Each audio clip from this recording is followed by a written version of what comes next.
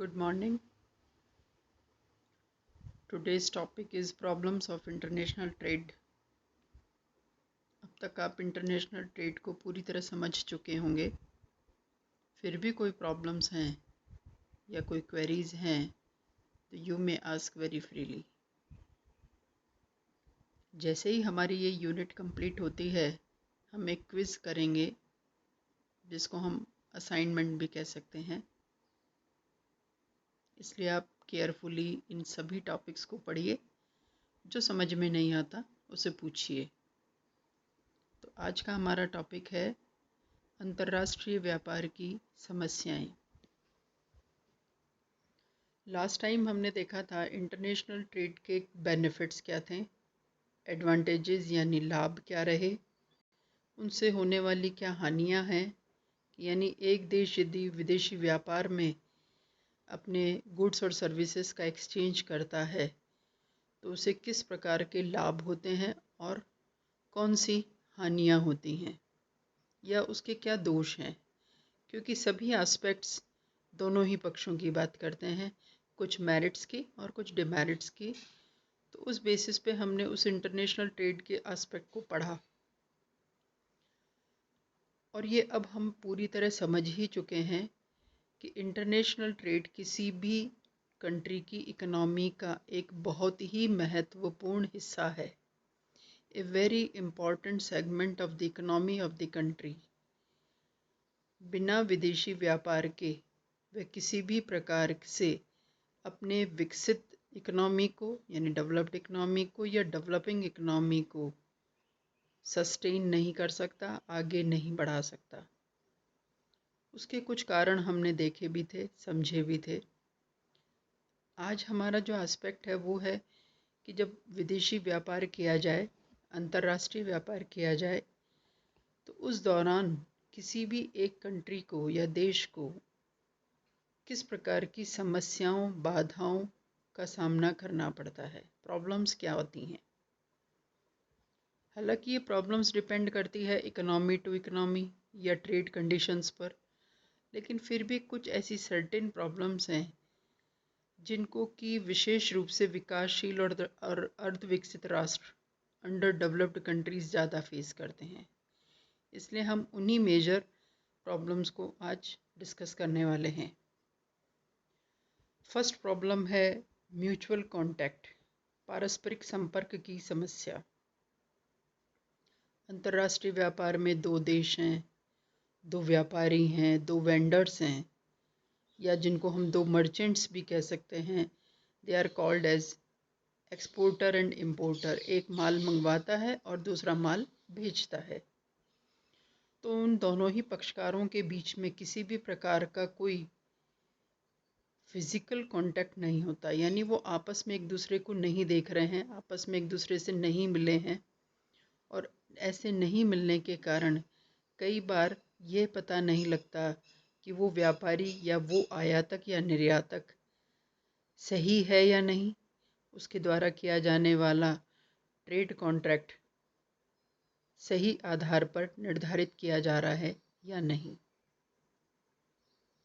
हालांकि internal trade में भी ये समस्याएं हैं कि दो क्षेत्रों में या दो रीजन्स में बैठे हुए व्यक्ति ट्रेडिंग एक्टिविटीज़ में इन्वॉल्व होते हैं, लेकिन फिर भी उन्हें एक दूसरे पर विश्वास होता है कि वो एक ही देश के विभिन्न क्षेत्रों में स्थित हैं। लेकिन जब दो देशों के बीच व्यापार होता है तो दोनों ही देशों के व्यापारियों का आपस में उतना ट्रस्ट नहीं होता, उतना विश्वास नहीं होता, क्योंकि दोनों देशों की अलग अलग स्थितियां होती हैं। तो ये एक प्रॉब्लम होती है। सेकंड प्रॉब्लम पर हम आते हैं, problems of deciding terms of trade, व्यापार शर्तों के निर्धारण की समस्या। ये समस्याएं किस रूप में है, उनको कुछ 3-4 पॉइंट्स में हम देखते हैं। व्यापार शर्तें क्या होती हैं, जो आंतरिक यानी इंटरनल ट्रेड और इंटरनेशनल ट्रेड दोनों में ही होती हैं। व्यापार शर्तों का मतलब होता है जो दो व्यापारी, दो बिजनेसमैन किसी माल को या किसी वस्तु या सेवा का एक्सचेंज जब करते हैं, ट्रेडिंग करते हैं, तो उस दौरान दोनों ही अपने अपने शर्तों के साथ उस ट्रेड प्रोसीजर को पूरा करते हैं।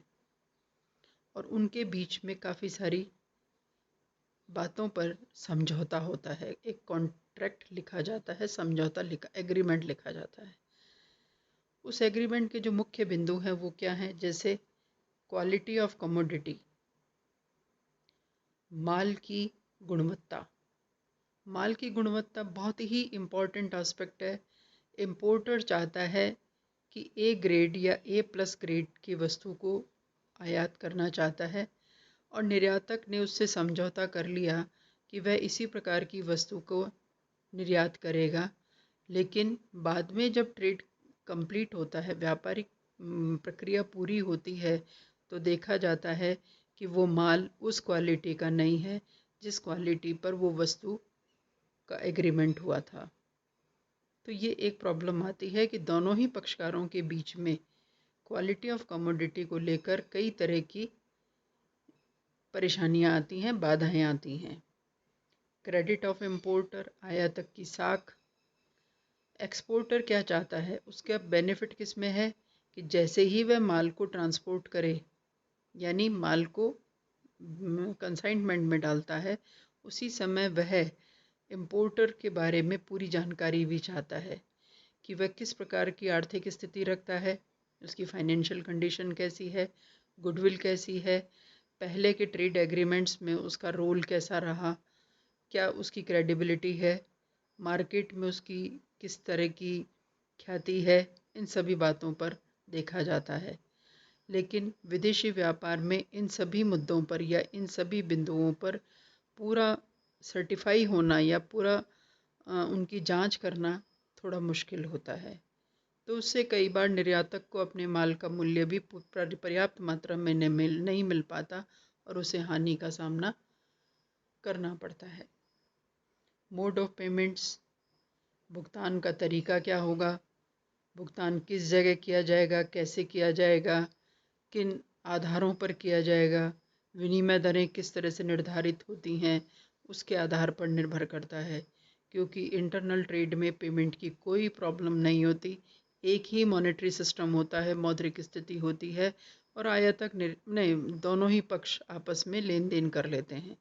लेकिन विदेशी व्यापार में आयातक और निर्यातक के बीच में मौद्रिक स्थितियां भिन्न होने के कारण भुगतान की भारी समस्या का सामना करना पड़ता है।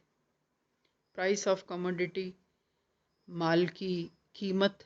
माल की कीमत का जहाँ तक सवाल है, इंटरनेशनल मार्केट में, अंतर्राष्ट्रीय व्यापार में वस्तुओं की कीमत और गुणवत्ता, ये दो वो पैरामीटर है जिस पर बहुत अधिक प्रतिस्पर्धा होती है। तो वस्तु की कीमत का सही प्रकार से निर्धारण अंतर्राष्ट्रीय बाजार में किया जाना थोड़ा सा मुश्किल होता है। उसके लिए कई तरह के विश्लेषण किए जाते हैं, मांग की गुणवत्ता देखी जाती है, उसकी तकनीक देखी जाती है, माल बेचने वाले देश का यानी एक्सपोर्टर कंट्री का स्टेटस, इकोनॉमिक स्टेटस देखा जाता है और ये सभी कई बार डेवलपिंग कंट्रीज़ के लिए प्रॉब्लम बन जाती हैं। Certification of weight and quality of goods, वस्तुओं की भार और उसकी गुणवत्ता के बारे में पूरी तरीके से सर्टिफाई होना यानी निश्चिंत होना, ये भी एक बड़ी बात है कि माल जिस वेट से भेजा जा रहा है एग्जैक्टली उसी वेट में या उसी भार में या उसी आधार पर वह आयातक को मिल रहा है या नहीं मिल रहा है, ये भी प्रॉब्लम आती है। अंतर्राष्ट्रीय व्यापार में ये जो व्यापार की शर्तें हमने पढ़ी हैं, ये अक्सर डेवलपिंग कंट्रीज़ के सामने बहुत विकट रूप में आती हैं, बहुत कॉम्प्लेक्स सिस्टम डेवलप करती हैं। कॉम्प्लेक्स इन दी सेंस कि उस देश को उन व्यापार शर्तों के बारे में एक विकसित राष्ट्र के सामने बहुत अधिक कहना चाहिए प्रेशर में काम करना पड़ता है, क्योंकि विकसित देश की ये शर्तें बहुत कठोर होती हैं, बहुत स्ट्रिक्ट होती हैं, बहुत अधिक उनके ऊपर नियंत्रण लगाए जाते हैं, तब कहीं जाकर वह ट्रेड को पूरा करता है। तो डेवलपिंग कंट्रीज़ को इससे बहुत भारी समस्या का सामना करना पड़ता है। Problems of fluctuations in exchange rate, विनिमय दरों में परिवर्तनों की समस्या, यह एक साधारण सी बात है। जिस कंट्री का इंपोर्ट ज़्यादा होगा उस कंट्री के लिए विदेशी कोषों के बारे में, या यूँ कह दीजिए कि उनके विनिमय दरों की जो स्थिति है वो उसके लिए हमेशा ही अनफेवरेबल होगी, उनके विपरीत होगी। और जिस कंट्री का एक्सपोर्ट साइड ज़्यादा है वो हमेशा ही अच्छी विदेशी मुद्रा की स्थिति में होगा, या उसके लिए विदेशी विनिमय दरों की जो स्थिति है वो हमेशा फेवरेबल होगी, अनुकूल होगी। तो ये विनिमय दरों की अनुकूलता और प्रतिकूलता विकासशील राष्ट्रों के सामने बड़ी प्रॉब्लम के रूप में होती है, क्योंकि विकासशील राष्ट्रों के अक्सर आयात का बिल बड़ा होता है और निर्यात कम होते हैं। इसलिए उन्हें विदेशी मुद्रा की बहुत अधिक उनके लिए मांग होती है या ज़रूरत होती है, आवश्यकता होती है, जिसको पूरा करने के लिए उन्हें परिवर्तनशील विनिमय दरों में हमेशा ही बहुत ऊंची दरों पर भुगतान करना पड़ता है। नेक्स्ट पॉइंट है ट्रेड पॉलिसीज एंड रेस्ट्रिक्शंस। व्यापारिक नीतियां एवं प्रतिबंध। प्रत्येक देश अपनी अर्थव्यवस्था में विदेशी व्यापार नीति का निर्धारण करता है प्रतिवर्ष, या जो भी उसकी समयावधि है उसके आधार पर, और उसके आधार पर वह उसको ऑपरेट करता है। यानी व्यापारिक नीति का मतलब हर देश की आयात और निर्यात की एक नीति बनाई जाती है, योजना बनाई जाती है। यह योजना 1 साल की, 2 साल या 5 ईयर तक की होती है, और उस 5 ईयर तक के उस प्लान में या योजना में यह निर्धारित किया जाता है कौन सी कमोडिटीज़ का एक्सपोर्ट इंपोर्ट होगा, किन देशों के साथ होगा, किस मात्रा में किया जाएगा, और उसके आधार पर विनिमय दरों का निर्धारण किस तरह से होगा, और आगे उस विदेशी व्यापार में उस देश के लिए फेवरेबल सिचुएशंस, अनुकूल परिस्थितियां कैसे रहेंगी और उन पर किस तरह के नियंत्रण लगाए जाएंगे। इसका आशय क्या हुआ कि एक अंतर्राष्ट्रीय व्यापार नीति हर देश के द्वारा बनाई जाती है, जिसमें आयात और निर्यात की मदों के बारे में विस्तृत आधार पर निर्णय लिए जाते हैं। ये निर्णय प्रॉब्लम्स कब बनते हैं? जब विकसित राष्ट्र इस प्रकार की व्यापारिक नीतियां विकासशील राष्ट्रों पर बहुत अनाधिकृत रूप से थोपते हैं। यानी ऐसा कहना चाहिए कि वो अपनी विदेशी नीतियां इस तरह से बनाते हैं ताकि वो विकासशील राष्ट्रों के सभी प्रकार के साधनों, चाहे वो तकनीक हो, पूंजी हो, श्रम हो, या प्राकृतिक साधन हो, नेचुरल रिसोर्सेज हो, उन सभी को वो विकासशील राष्ट्रों से ले लेना चाहते हैं बहुत कम दरों के आधार पर। इस तरह की वो विदेशी व्यापार नीति बनाते हैं, और विकासशील राष्ट्र के लिए यह नीति बहुत उदार बनाई जानी जरूरी होती है, क्योंकि उसे बहुत अधिक आयात करने होते हैं अपने अंतर्राष्ट्रीय व्यापार, अपनी आंतरिक अर्थव्यवस्था को विकसित करने के लिए। तो ये एक प्रॉब्लम इस रूप में है कि विभिन्न देशों की ये व्यापारिक नीतियाँ अक्सर जो विकासशील राष्ट्र हैं, जो गरीब राष्ट्र हैं, जो अभी विकास की प्रक्रिया में चल रहे हैं, उनके अनुकूल नहीं हो पाती, और ये बाधा या समस्या के रूप में प्रस्तुत होती हैं। Problems of foreign exchange reserves. विदेशी विनिमय कोषों की समस्या जो विकासशील राष्ट्रों को बहुत अधिक मात्रा में झेलनी पड़ती है। ऊपर के सभी पॉइंट्स में ये सभी क्लियर है बात कि इन विकासशील राष्ट्रों का या गरीब देशों का आयात बिल बड़ा होता है। आयात का यानी डेबिट साइड इनके भुगतान संतुलन में बहुत अधिक होता है। इन्हें बड़ी मात्रा में विदेशी मुद्रा में भुगतान करने पड़ते हैं, जबकि इन्हें विदेशी मुद्रा या विदेशी विनिमय की प्राप्ति निर्यातों के द्वारा बहुत कम होती है। कारण क्या है? निर्यात कम होना। तो आशय यह हुआ कि इन कुछ ऐसी इकोनॉमीज़ हैं जो कि निर्धन राष्ट्रों की हैं, उनके अंतर्राष्ट्रीय व्यापार में निर्यात कम और आयात अधिक होने के कारण उन्हें विदेशी विनिमय कोष बहुत कम मात्रा में उपलब्ध हो पाते हैं, और अक्सर उनके लिए भुगतान की समस्या बनी रहती है। Problems of packing and transportation of goods. अंतर्राष्ट्रीय व्यापार की ये एक बड़ी प्रॉब्लम है, क्योंकि विदेशी व्यापार में सामान को या मटेरियल को बहुत दूर वाली जगहों पर, यानी दो राष्ट्रों की सीमाओं के पार लाया और भेजा जाता है।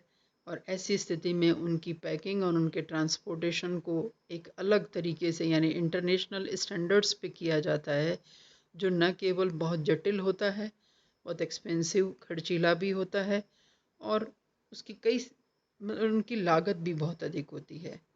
तो इस तरह से एक निर्धन राष्ट्र के लिए ये स्थिति मुश्किल वाली होती है। रीजनल एसोसिएशंस, क्षेत्रीय गठबंधन, 1991 के बाद से, जब से सभी देशों की अर्थव्यवस्थाओं ने अपने अंतर्राष्ट्रीय व्यापार को खोल दिया है, बैरियर्स हटाने की कोशिशें की गई, उस वजह से पूरे विश्व राष्ट्रों ने अपने अलग अलग क्षेत्रीय समूह बना लिए, जैसे यूरोपियन साझा बाजार, European common market, European association of free trade, ASEAN, SAARC. इन सभी के नाम आप अक्सर सुनते आए होंगे, न्यूज़पेपर्स में आप पढ़ते हो। यानी कुल मिलाकर विकसित राष्ट्र, विकासशील राष्ट्र, गरीब देश, ये सब एक दूसरे के आर्थिक हितों को देखते हुए उन्होंने अपने अपने एक समूह बना लिए हैं, ग्रुप्स बना लिए हैं, एसोसिएशंस बना ली हैं, ताकि उनकी आपस में ट्रेडिंग फ्री आधार पर या बहुत आसान शर्तों पर की जा सके। लेकिन कई बार जब इन समूहों के बाहर विदेशी व्यापार किया जाता है, तो वह बहुत ही कठोर शर्तों पर या स्ट्रिक्ट कंडीशंस पर होता है, जिसकी परेशानियां राष्ट्रों को होती है। पॉलिटिकल रिस्क का सबसे अच्छा एग्जाम्पल अभी प्रेजेंट सिचुएशन है। राजनीतिक जोखिम क्या है? कोविड-19 के बाद से पूरे ग्लोबल लेवल पर, यानी वैश्विक स्तर पर, चीन को इस वायरस का एक मुख्य केंद्र माना जा रहा है, और उस वजह से सभी राष्ट्रों ने अपने राजनीतिक संबंध चीन के साथ अलग कर लिए हैं। उसका प्रभाव क्या पड़ा? व्यापारिक संबंधों पर भी पड़ा, ट्रेड रिलेशंस पर भी पड़ा। चाइना से भारत का, अमेरिका का, फ्रांस का, यूरोप का, सभी राष्ट्रों का जो विदेशी व्यापार हो रहा था, उस पर बहुत विपरीत प्रभाव पड़ा।